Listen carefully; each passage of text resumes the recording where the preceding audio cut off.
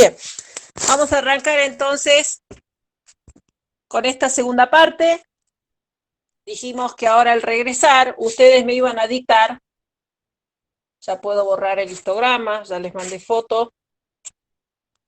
Díctenme los valores, los 7 datos que yo necesito conocer para el diagrama de caja o boxplot. A ver, me dictan o lo escriben, pero quiero que participen. Son 27, necesito que por lo menos la mayoría, el 50% de ustedes participe en esta parte del desarrollo del ejercicio. Entonces tenemos diagrama de caja.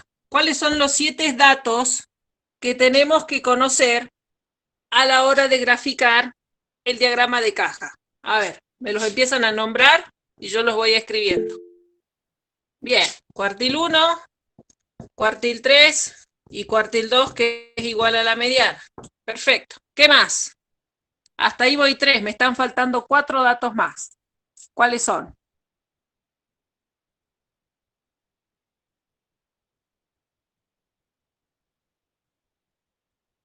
Bien, el límite superior y el límite inferior, o en este caso el X máximo y el X mínimo, para tomar el mayor valor y el menor valor. El rango. Bien. Y nos está faltando uno más. ¿Cuál es? El rango intercuartílico. Perfecto. Ok. ¿Cuánto les dio en el cálculo cuartil 1 y cuartil 3? Que les dije que lo calculen, yo ya les había planteado acá las fórmulas. ¿Cuánto les da cuartil 1 y cuartil 3? Ahora yo voy a corroborar con lo mío. Cuartil 1, 297,05, perfecto. Cuartil 3,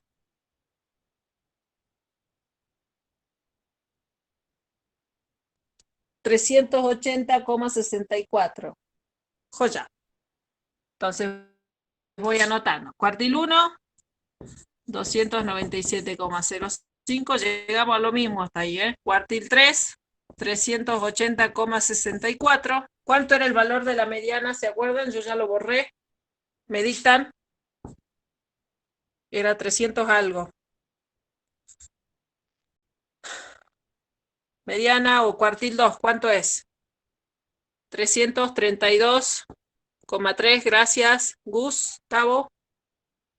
¿Qué más me está faltando? El X máximo y el X mínimo. El X máximo es 478, pero nosotros vamos a trabajar, bueno, sí, trabajémoslo con 478.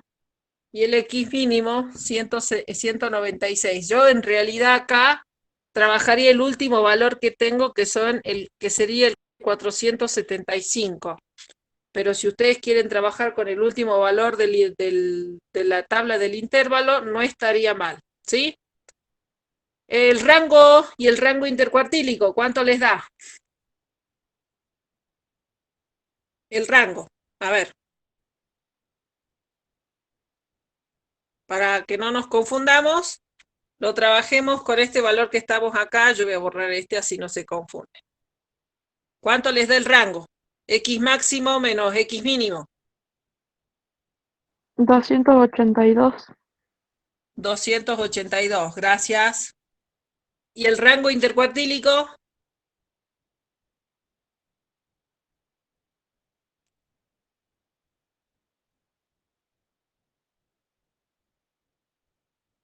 59 acá. ¿Y cuánto nos da acá?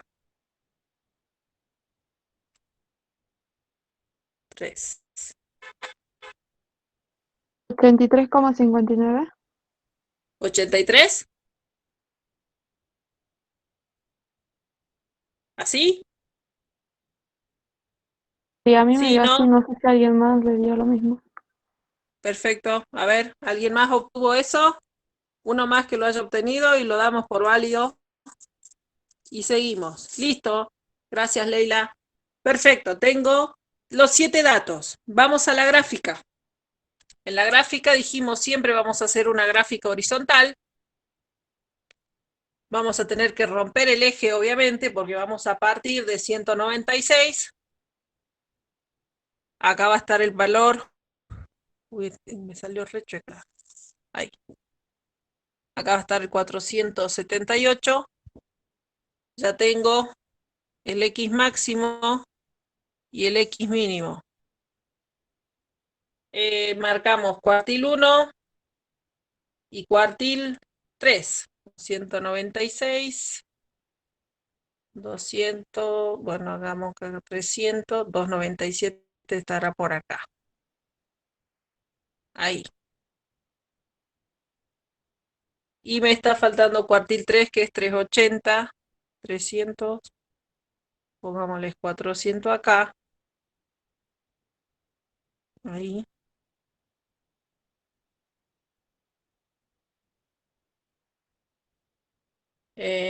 Y entonces el 380 va a estar más o menos por acá. Ustedes trabajen con escala, yo lo estoy haciendo así a los efectos de hacerlo rápido. Ahí me coincide y acá, ahí. Bueno, más o menos algo así me va a quedar, ¿sí? La cajita, me falta marcar cuartil 2, que es 332, que va a estar por acá más o menos. Entonces cuartil 1, cuartil 2, cuartil 3, X mínimo, X máximo. ¿Está? Más o menos algo así nos va a quedar nuestra caja, ¿sí? Que casi simétrica podríamos decir que es, ¿no? Ya vamos a ver cuando analicemos el coeficiente de asimetría, ¿qué pasa?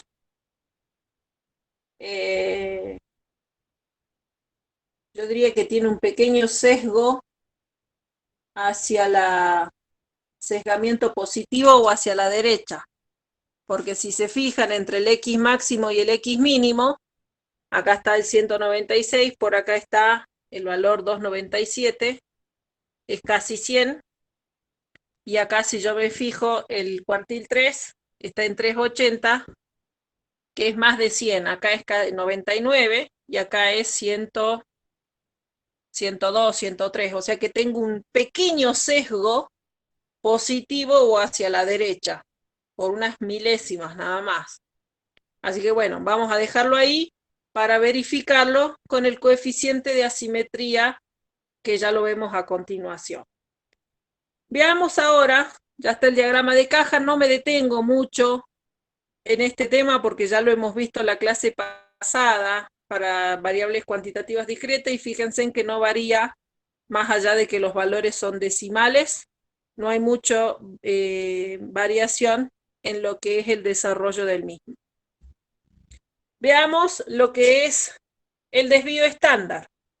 Me pide que calcule desvío estándar, que nosotros lo conocemos como S, y que sabemos que es la raíz cuadrada de S al cuadrado, o sea que más allá de que me pidan calcular el desvío estándar y no me pidan la varianza, yo estoy obligada a calcular primero la varianza para después encontrar el desvío estándar. Y para ello nos vamos a guiar por la formulita que nos dice más o menos así. A ver, la fórmula, les muestro acá, las tengo, esta no me la sé de memoria todavía. La fórmula para varianza me dice que es la sumatoria de los, ahí está, la sumatoria, ya me acordé, de la marca de clase, de la marca de clase menos el promedio elevado al cuadrado multiplicado por la frecuencia absoluta sobre n-1. Ahí. Y de toda esa fórmula conocemos todos los datos, porque ya sabemos que acá este x sub m no es otra cosa que la marca de clase que tenemos allá en la columna.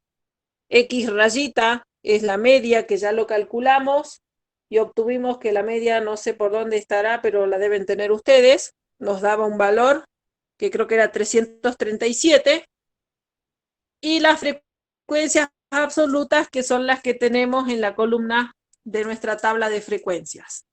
Entonces, a los efectos de simplificar este cálculo, hice lo mismo que para la media, tomé el numerador de la varianza y la llevé a la tabla de frecuencias en una última columna, donde puse ese x sub m menos x rayita elevado al cuadrado y lo multipliqué por las frecuencias absolutas. Y que esos valores que les copié recién, que estaba copiando ahora antes de comenzar, son los valores que yo obtuve al restar, elevar y multiplicar cada uno de los valores de la variable por su correspondiente frecuencia absoluta y teniendo en consideración la media, que en este caso es x rayita. Y la suma de todos esos valores me dio que es igual a 109.345,5, que lo voy a colocar acá. Ahí. 109.345,5. ¿Hasta ahí alguna duda de lo que hice? ¿Lo tengo que explicar un poco más o se entiende? Porque ya lo hemos visto también varianza para variables cuantitativas discretas, que fue la clase pasada, y que yo expliqué cómo salía, y que acá lo único que difiere la fórmula de lo que hemos visto en discreta es simplemente este valor, que yo no trabajo con X, sino con la marca de clase. Así que si tienen alguna duda me preguntan, si no, sigo con el desarrollo.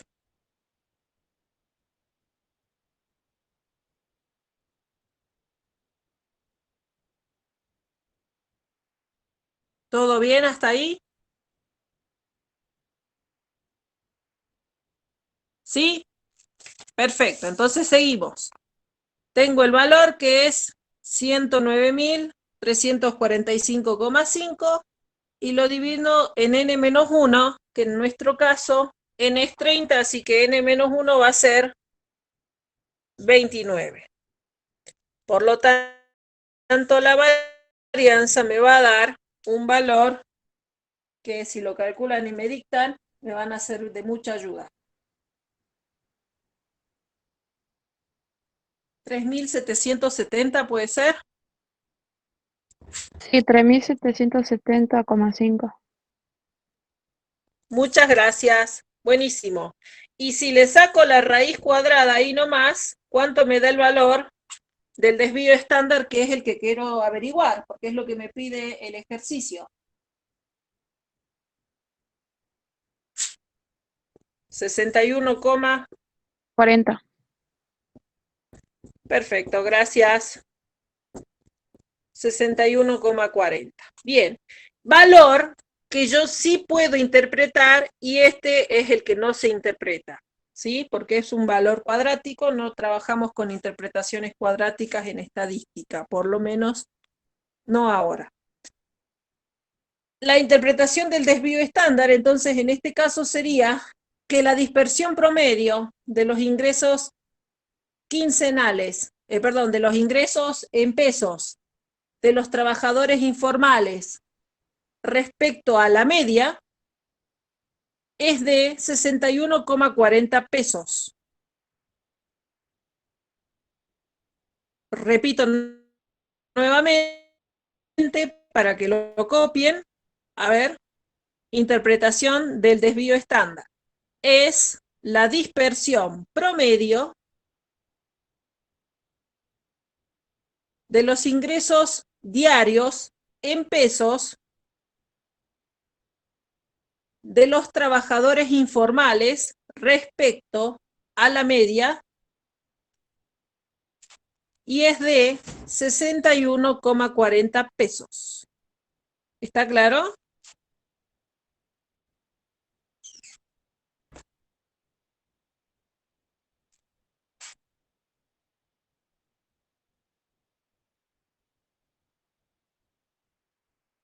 Bien.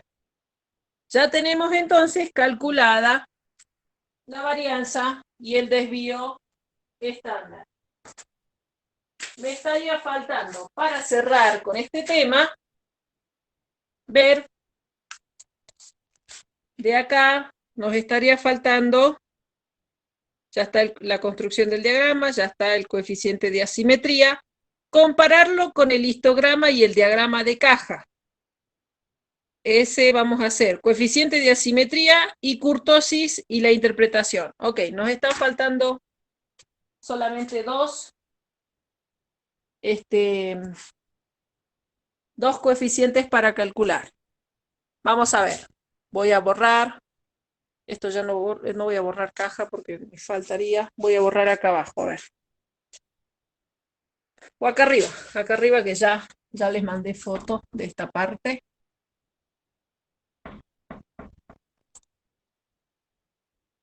Ok. Bien, asimetría, dijimos que el coeficiente de asimetría, a ver, vamos a cambiar de marcador. Este ya se quedó sin tinta. El coeficiente de asimetría, dijimos que es igual al desvío sobre la media aritmética multiplicada por 100. ¿Sí? Y ya nosotros, ya la clase pasada les había dictado una serie de intervalos entre los que pueda dar ese coeficiente y lo que eso representaría. Entonces vamos a hacer, el coeficiente de asimetría va a ser igual a 61,4 sobre 337, creo que nos daba la media, puede ser, y lo multiplicábamos por 100. ¿Cuánto nos da?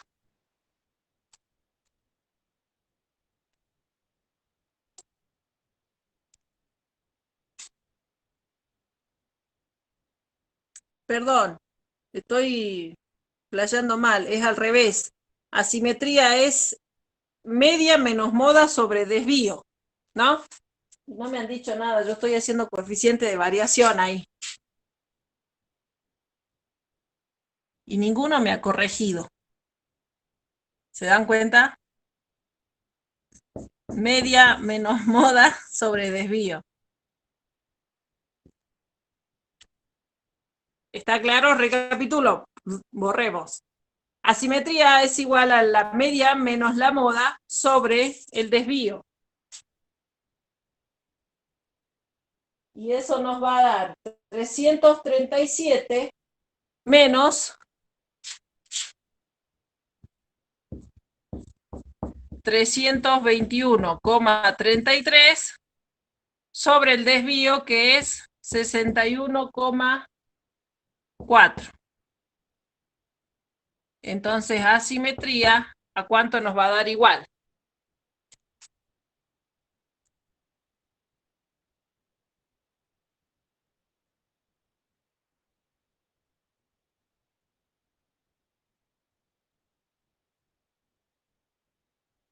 ¿0,26? ¿Puede ser? Sí, redondeándolo, sí, 0,26. Bien. ¿Qué nos quiere decir ese coeficiente de asimetría? Si es mayor que 0, vamos a decir que tenemos una asimetría positiva, pero como no está tan alejada del 0, yo le voy a decir que es una asimetría positiva baja. ¿Por qué baja? Porque fíjense en que no estoy muy alejado del 0. Cuanto más alejado del 0 esté, yo lo voy a considerar alta o baja. Y esto comparándolo siempre con el histograma y el diagrama de caja, porque si yo me fijo, voy a volver acá un ratito a mi diagrama de caja y observo, ustedes fíjense en que no hay mucha diferencia en cuanto a la longitud o a la distancia que tiene esta rama de esta. Fíjense que es mínima, es muy poquito. Entonces, es en función de eso que yo coincido con lo que me dice asimetría allá, ¿sí? Que donde yo calculé. ¿Por qué? Porque digo que sí, efectivamente, si bien sí es un valor mayor que 0, pero no es muy mayor. Recuerden que el coeficiente de asimetría tiene un campo de variación entre -1 y 1. O sea que cuanto más cerca del -1 va a ser una simetría negativa alta. Cuanto más cerca esté del 1 va a ser una simetría positiva alta, y si está más o menos que más cerca del 0 que del 1, lo voy a considerar una simetría positiva baja, y si está más cerca del 0 que del -1, una simetría negativa baja. ¿Se entendió lo que dije? ¿O quieren que lo anote?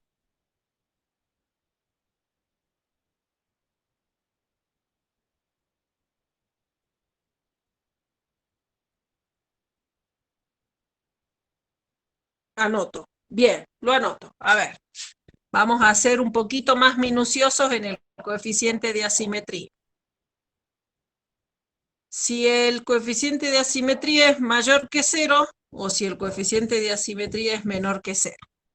Ahí. Si es mayor que 0 y se acerca o tiende más hacia el 1, vamos a decir que es una asimetría positiva alta. O sea que, por ejemplo, nos dé 0,90, que nos dé 0,70, ¿sí? Que nos dé un valor por encima del 0,50, yo ya lo voy a considerar asimetría alta. Y si me voy por el otro lado, si digo que tiende más al 0, o sea que me dan valores por debajo del 0,5, o sea 0,49, y los más chiquititos voy a decir que es una asimetría positiva baja. Y por su lado, la asimetría de los valores menores a 0, cuanto más tiende al -1, vamos a decir que tenemos una asimetría negativa alta, y cuanto más tiende al 0, vamos a decir que tiene una asimetría negativa baja. O sea que acá, dentro de este, vamos a considerar los valores mayores a menos 0,51, y de acá los valores que estén al menos 0,49. ¿Sí? De menos 0,49 más abajito, menos 0,32, menos 0,22, menos 0,18, lo vamos a considerar una simetría negativa baja. ¿Está claro ahí ahora?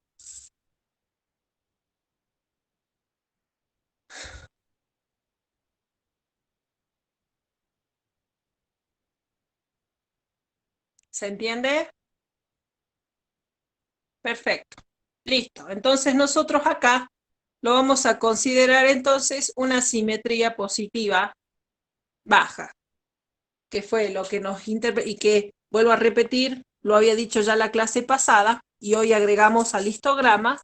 Siempre tienen que coincidir las conclusiones que lleguemos, las gráficas de histograma y de diagrama de caja, con el coeficiente de asimetría. Esas tres, o esos tres análisis gráficos y analíticos, tienen que llegar a la misma conclusión. O sea, la misma conclusión refiriéndonos a esto, ¿sí? De que sea asimetría positiva. Si es baja o alta, eso ya lo va a hacer con más minuciosidad el coeficiente de asimetría, pero los otros, fíjense en que también nos va a mostrar gráficamente, como lo hacen diagrama de caja y histograma en la gráfica de las frecuencias absolutas. ¿Está? Entonces, vuelvo a repetir, siempre, siempre, coeficiente de asimetría, histograma y diagrama de caja tienen que llegar a la misma conclusión. ¿Está claro? Si no llegan a la misma conclusión, a rever el ejercicio, porque seguramente algo han hecho mal, o han copiado mal, o han traspasado mal. ¿Está claro?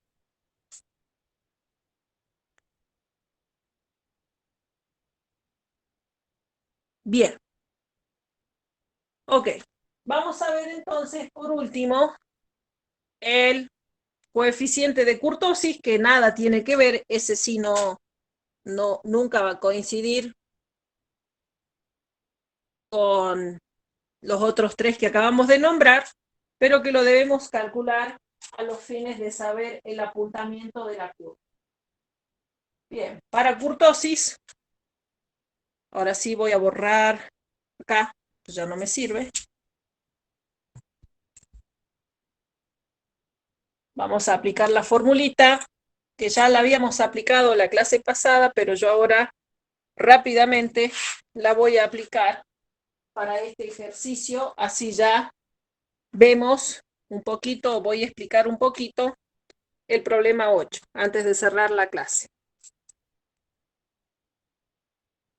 Bien, el coeficiente de kurtosis. Entonces, kurtosis me dice que es igual a 1/2 del cuartil 3 menos cuartil 1 sobre percentil 90 menos percentil 10.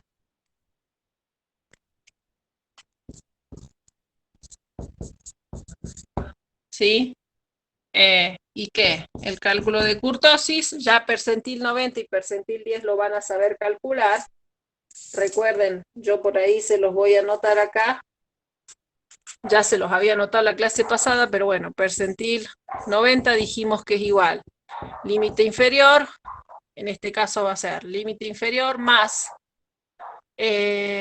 percentil 90 sobre 100 o 9 sobre 10 por n, menos la frecuencia acumulada anterior sobre la frecuencia del intervalo por la amplitud.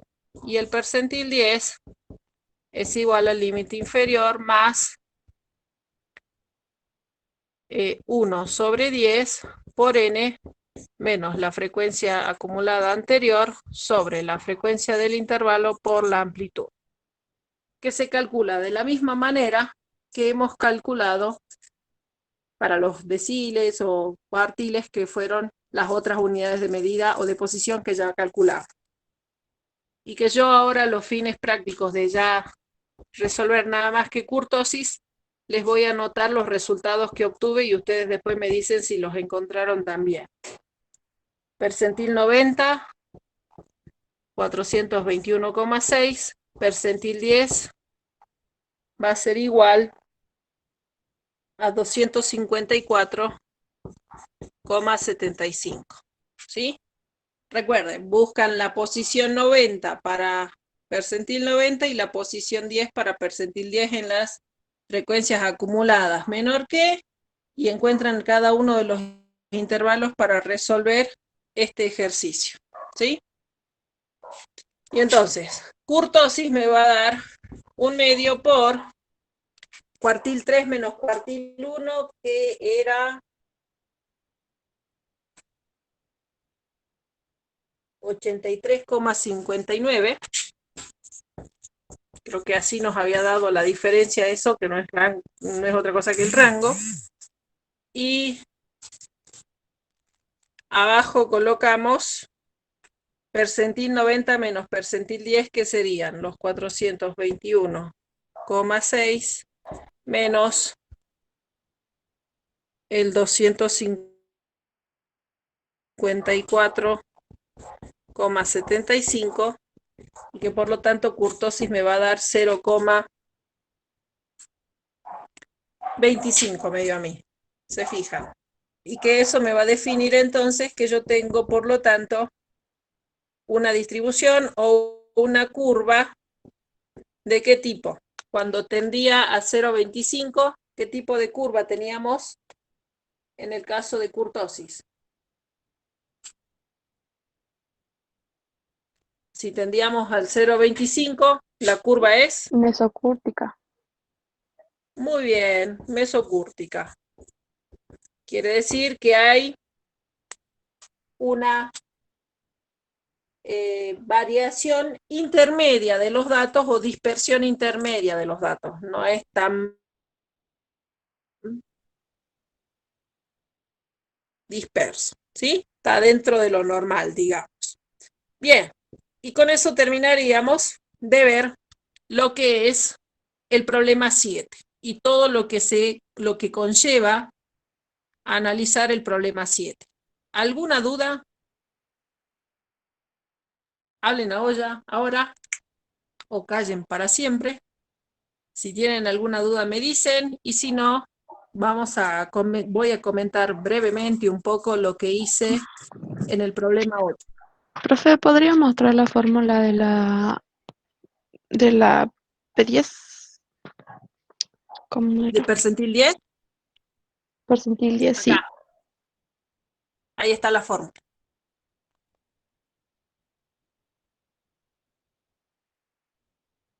Hacen lo mismo que para cuartiles. Primero busquen la posición, o sea, hagan 9 sobre 10 por n, les va a dar un valor, ese valor lo buscan en las frecuencias acumuladas menor que, y identifican el intervalo sobre el que van a calcular la fórmula de percentil 90, y lo mismo hacen para percentil 10, o sea, hagan lo mismo que hicimos para los cuartiles, hacen acá, nada más que en vez de trabajar con n sobre 4 o 3/4 n, vamos a trabajar con 9 décimos de n y con 1 décimo de n.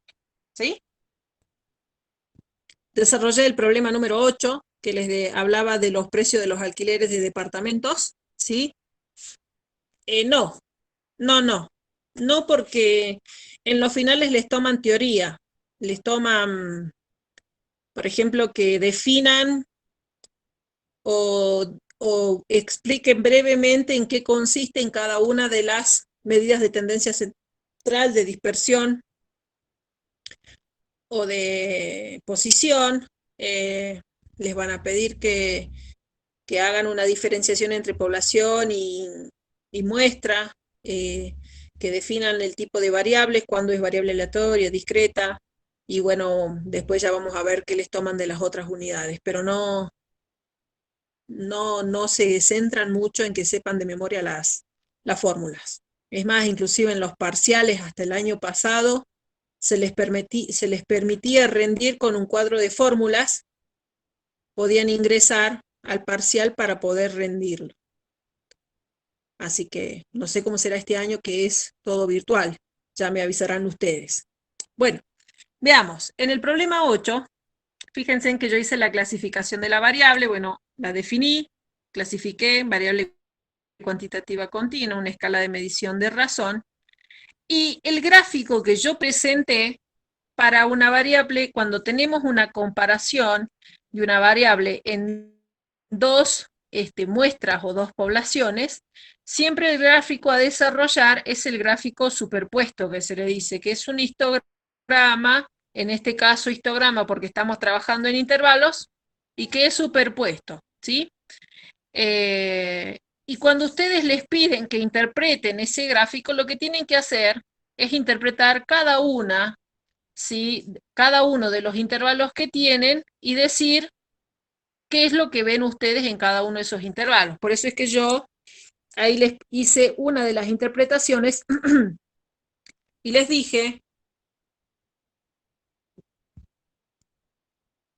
perdón, tomé el primer intervalo que está entre 6 y 10 y dije, fíjense en que yo en mis referencias puse que el barrio céntrico está en violeta y el barrio de periferia está en celeste.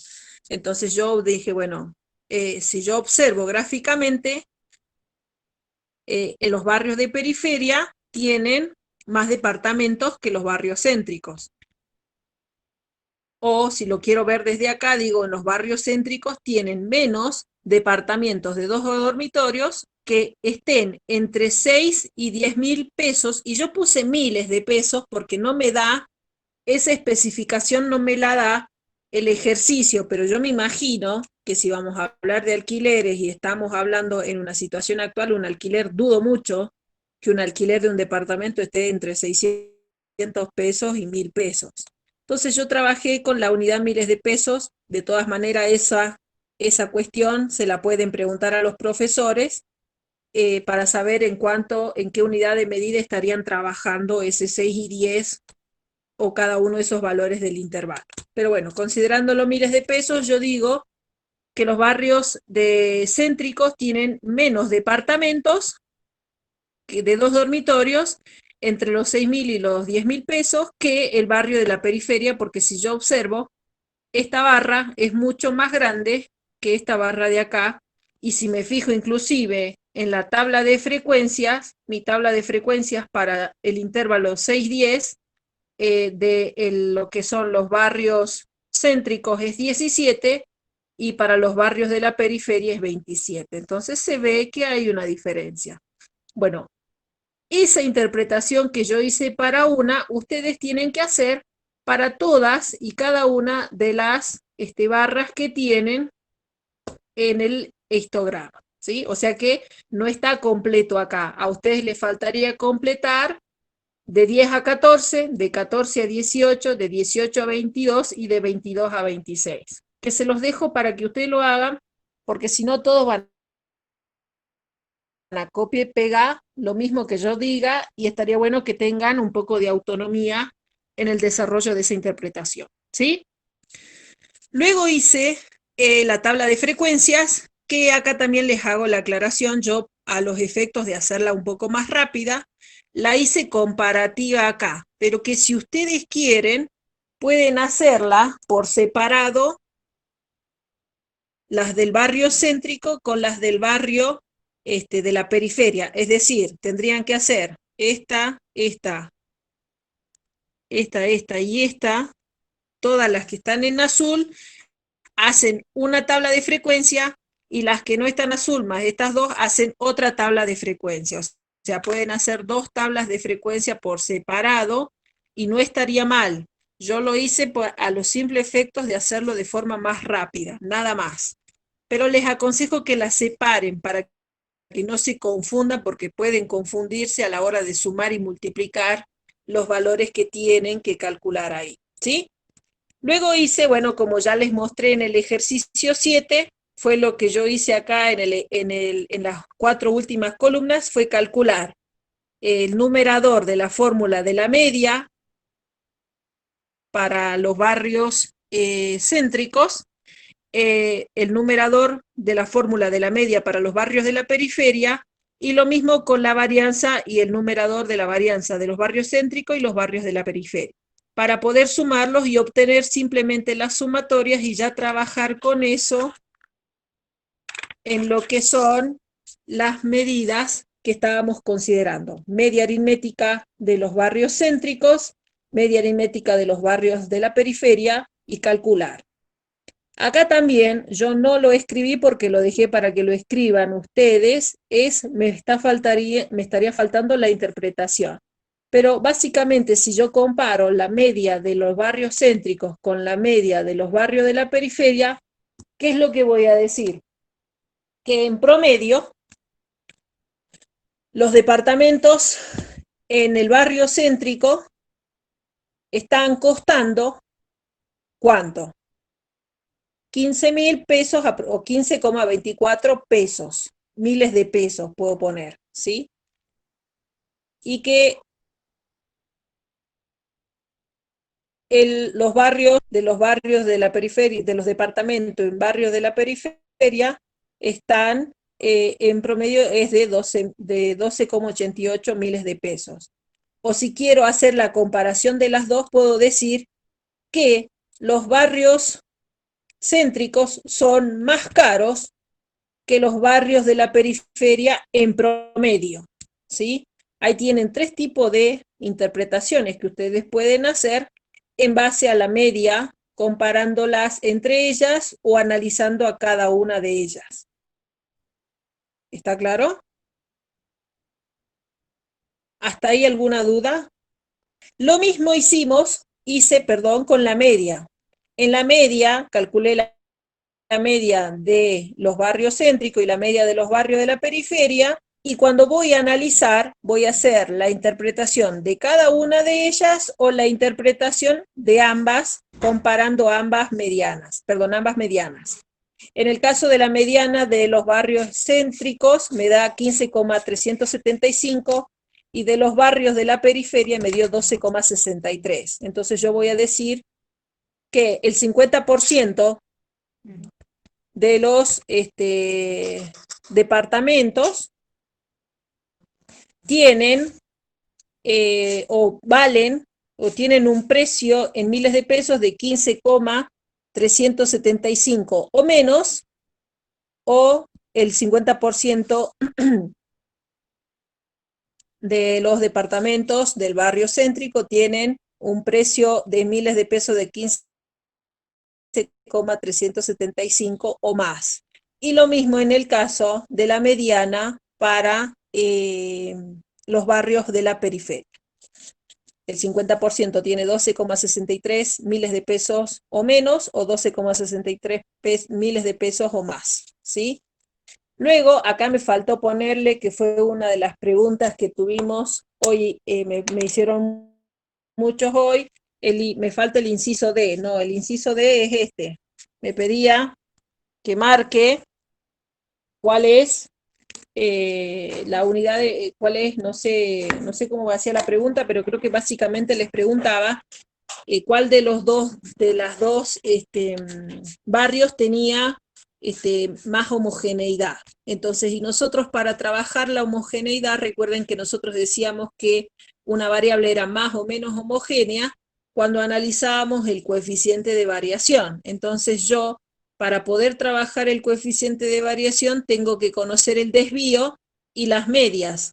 Y como no conocía el desvío, yo tuve que calcular primero la varianza de los barrios céntricos y la varianza de los barrios periféricos, para después calcular el desvío de los barrios céntricos y el desvío de los barrios periféricos. Y si yo quiero, acá ya puedo interpretar lo que son el desvío estándar y puedo decir que en promedio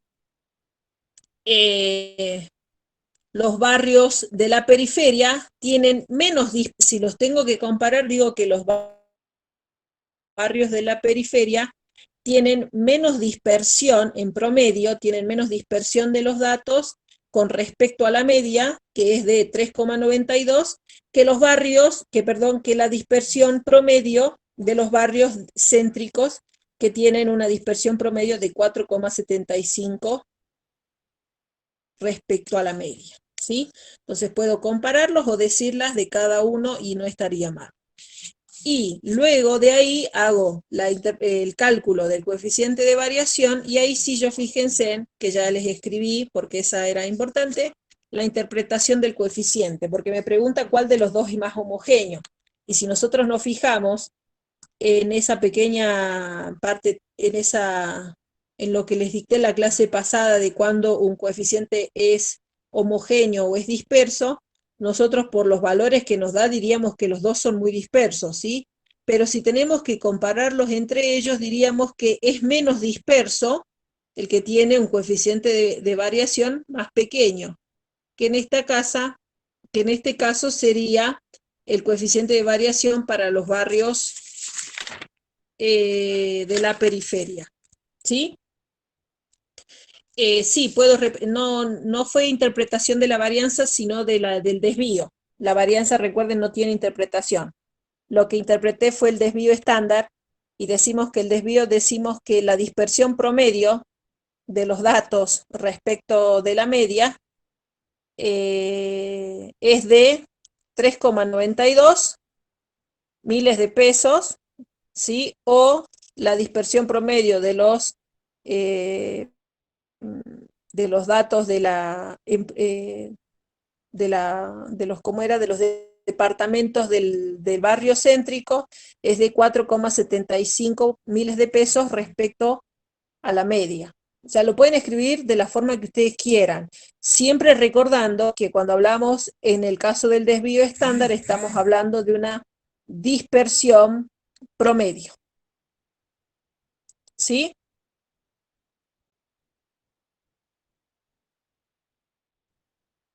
Bien. Bueno, ya, coeficiente entonces, con respecto al coeficiente, como el coeficiente de variación de la periferia es menor que el de la barrio céntrico, vamos a decir que es más homogéneo el barrio de la periferia porque tiene menor valor. Luego lo que hice fue en el punto M, pedí el diagrama de caja o boxplot, para lo que yo saqué los datos que tenía que conocer, que eran los X máximo mínimo, los rangos y el rango intercuartílico de cada una de los barrios, y los cuartiles 1, 2 y 3 de cada uno de los barrios en cuestión. Y ahí me preguntaban algunos que la gráfica es vertical. No. Yo les voy aclarando desde ya que, y se los dije en la clase pasada, a los fines por ahí de ahorrar espacio o quizás de la cátedra, porque quizás la cátedra se los permita, pueden hacer la gráfica, perdón, en forma vertical, o sea, de esta manera, para comparar. Pero si nosotros nos valemos de la información que teníamos, que yo les expliqué la clase pasada y que recién repetimos, a la hora de comparar lo que es un histograma con un diagrama de caja y con un coeficiente de asimetría, lo correcto sería hacer las gráficas de forma horizontal, porque vuelvo a repetir, yo el diagrama de caja tengo que poder observar cuando hago la comparación con el histograma y con la curva gaussiana que hicimos para el coeficiente de asimetría, y observar que coincide, ¿sí?, esa interpretación de que tenemos asimetría positiva o asimetría negativa respectivamente. Y para nuestro caso, si nos fijamos, ambos tienen un sesgo hacia la izquierda, pero fíjense en que lo que es barrios, no sé cómo era, ¿cuál era cuál? Periferia era celeste, bien. Pero fíjense en que los barrios de la periferia tienen una asimetría positiva alta, mientras que los barrios, evidentemente, del casco céntrico tienen también una asimetría positiva, pero hablando en lo que hicimos hoy, en la apreciación con el coeficiente de asimetría, sería una asimetría positiva baja, porque fíjense en que no hay mucha diferencia entre la longitud de la rama que está entre X mínimo y cuartil 1 con la rama de cuartil 3 y X máximo, mientras que acá sí es bien notoria, fíjense en la diferencia entre las longitudes, ¿sí?, para lo que son los barrios de la periferia, o barrios céntricos, no sé cuál era cuál. ¿Está claro?